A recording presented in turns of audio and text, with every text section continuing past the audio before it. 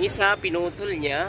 Siguro, nagmamadali o kaya matigas tanggalin. Nakasukat na to eh.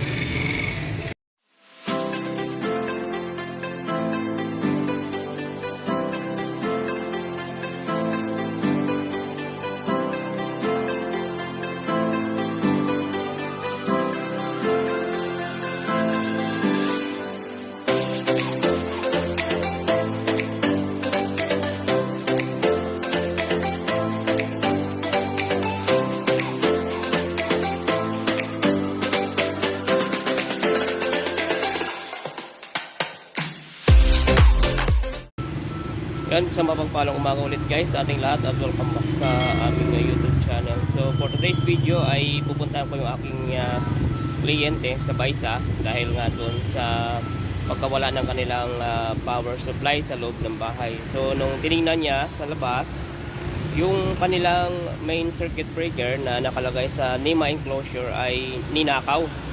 So ibig sabihin expert yung gumawa nito na tao, kaya alam yung ginawa niya. So titingnan natin mamaya kung ano yung dapat nating gawin. At isa sa napag-usapan natin doon na ating kliyente ay i-direct na lang yung connection niya, i-direct na lang para hindi na manakaw o wala nang nanakawing breaker. So yun, tingnan natin mamaya guys kung anong magandang gawin. So yan guys, ito yung NEMA enclosure ng ating kliyente. So yan no, ang ginawa nung magnanakaw guys ay tinanggal ito. Nakapadlock siya, kaya lang siyempre manipis lang to kaya madali siyang nakuha. Pero okay na yan. So yan ang ginawa niya guys oh.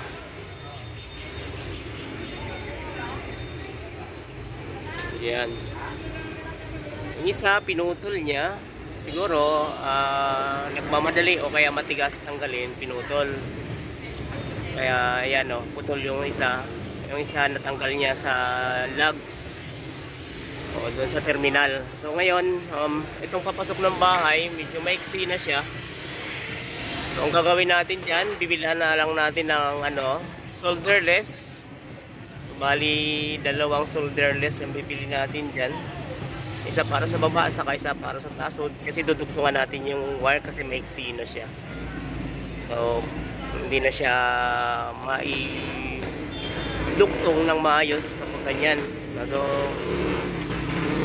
bibilit kayo ng wiring na ganun lang kalaki sa taas. So, yan ay nasa 30mm square lang kasi yung breaker nga nila doon sa loob ay 100 ampere lang, pero dito sa baba ay napakalaki ng wire niya. So sa baba ay 60mm square yan guys. Bibili natin ganun lang. So 1 metro lang yan ang bibili natin. So yan ay may power pa yan guys, kasi nga yun may metro sa taas. So punta muna natin yung ating kliyente sa loob kasi hindi pa ako nakapasok ng gate. So, ayan, inisprayan na natin ng WD-40 yung mga screw niya para ito tatanggalin ko to. So, titipang ko muna yan bago ko gawin. Ang una kong gagawin dyan, idugtong muna dito yung wire, yung load side. Pag nakadugtong na dito, so, saka ko idugtong mamaya yung nasa taas. So, isa-isahin lang natin. So, kailangan to matanggal kasi sa gabal to eh. Mamaya pag okay na yung malambot na, tatanggalin ko na itong takip. Ayan, i-spray natin ng WD-40 para lumambot. I-vlog natin para makita ng buong mundo yung problema. So bumilit kayo ng solderless, tapos ayan, wire 1 metro na 30mm square ng electrical tape, rubber tape. Ito solderless, so bali 2 pares na solderless, 1 pares ng 60mm at 1 pares ng 30mm. Ang isa nandyan sa baba. Ito. Tapos, yan ang gamit natin. So, gagamit tayo ng gloves kasi live siya. Pati breaker, pinangakaw pa.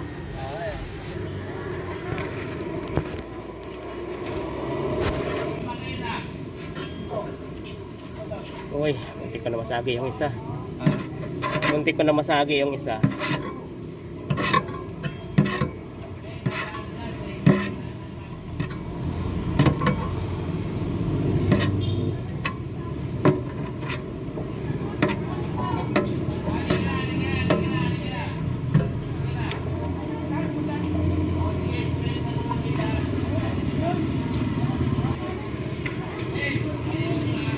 Ito medyo mahirap-hirap, mat-iksi yung isa eh.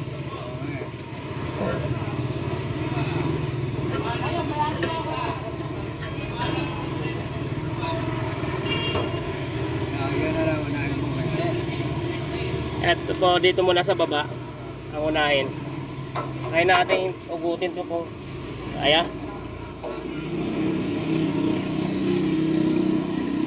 Tigas. Kaya mga po na WD-40 spray ang ulit.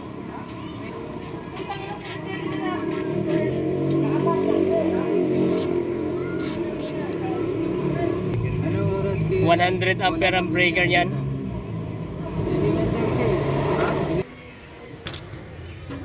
Nakasukat na to eh. Knock mo na lang yan. Para yung isa na lang ipilitin.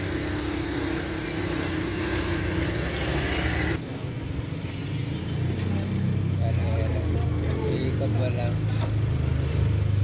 Iipat mo na lang.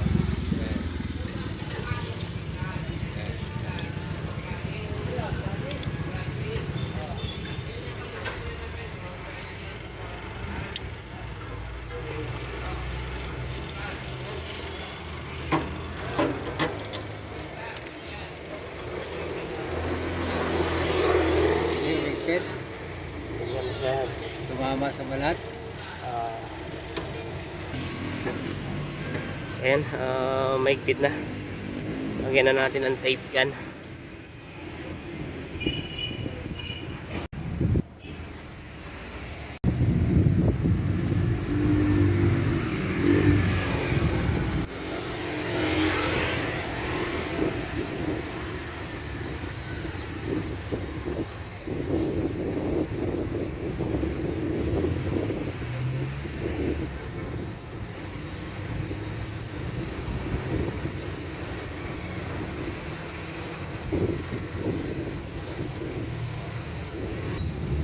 Abala nga niya guantes, kaya lang pag walang guantes. Doon na lang sa live, mamaya magwantes. Pumunta lang natin ng electrical tape, yung pinaka-final.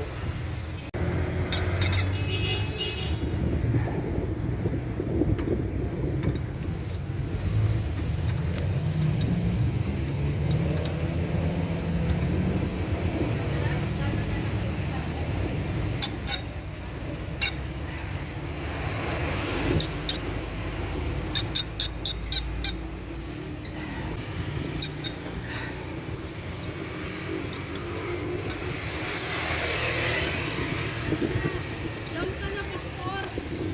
Hi! Tira ulo din ko ay ano. Oh. Yan oh. Shout out dun sa kumuha. Mas papa mo dyan? Wala po, mamaya pa po. Saan pa siya? Sorry po ata.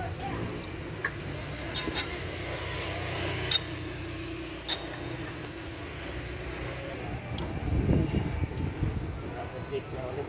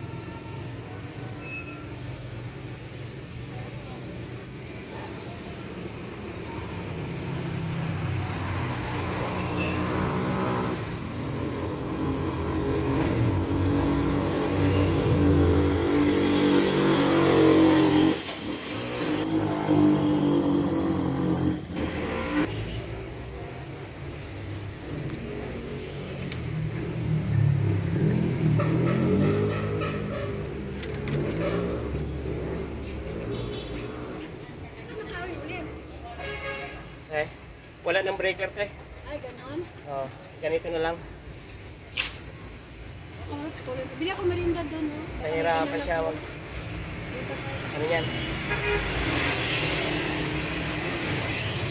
Imposible naman na nakaunt pa niya ganyan ka-explainer.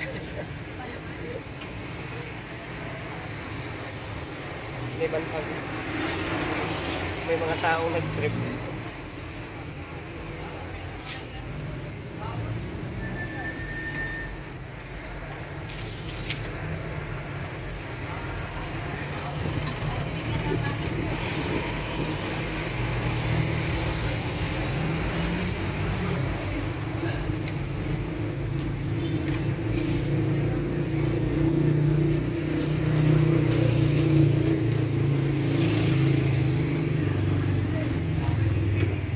Ayan, hindi na matanggal yung takip dahil sobrang kalawang kahit na nilagyan ng WD-40 ayaw.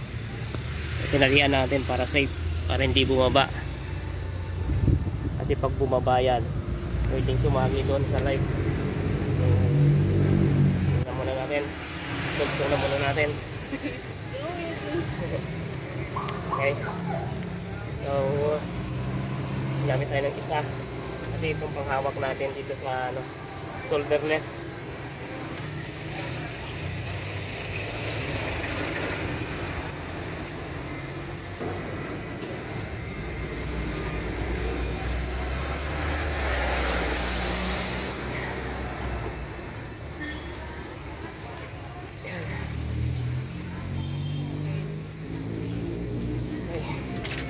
Ito natin.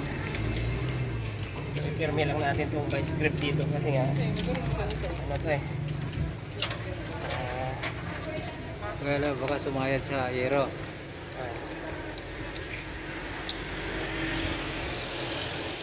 Ito yung ating panghigpit. Try lang natin.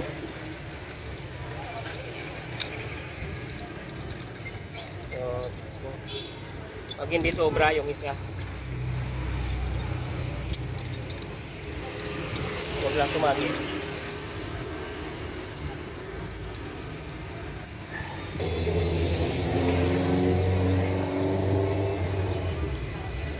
Okay, pastor eh.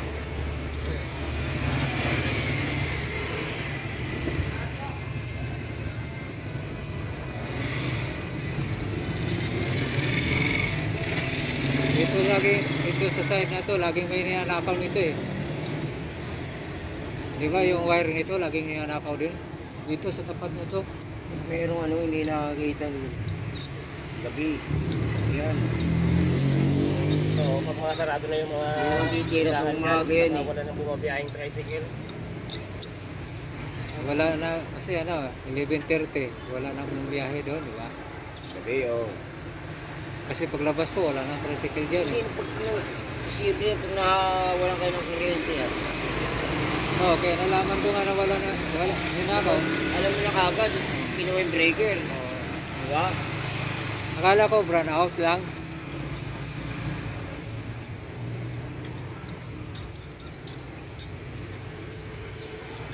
Ng kuryente. Iron.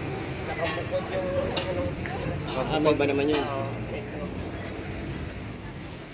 Sa bahay. Paano nyo na lang ba yung bahay dyan?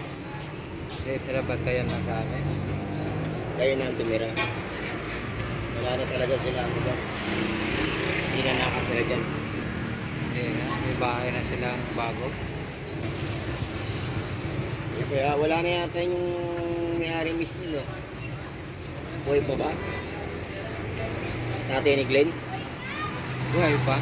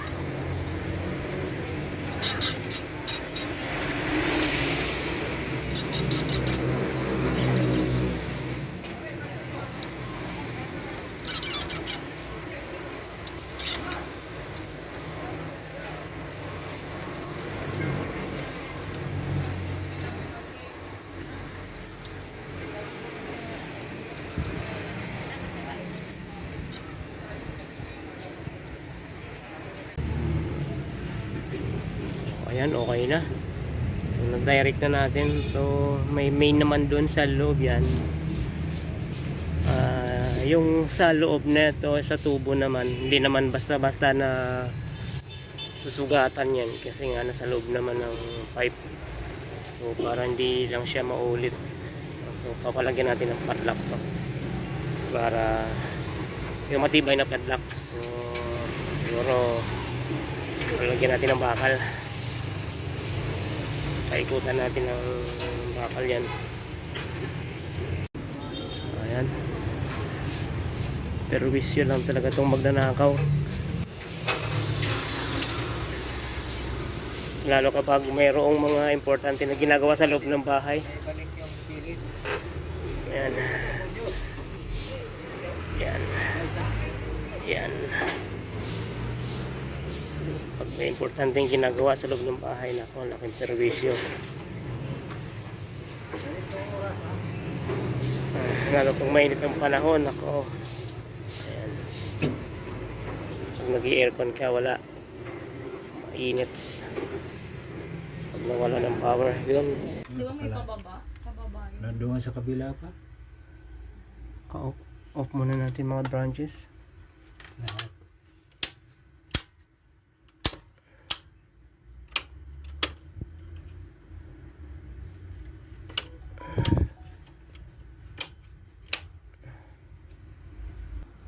Montahe kung kumpleto na yung pumasok.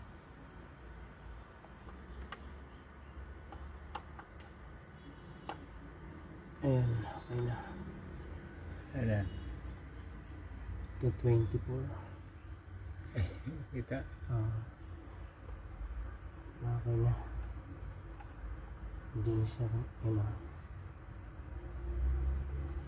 Takpan muna natin. Yan. Doon. Sige po, pakalok yun.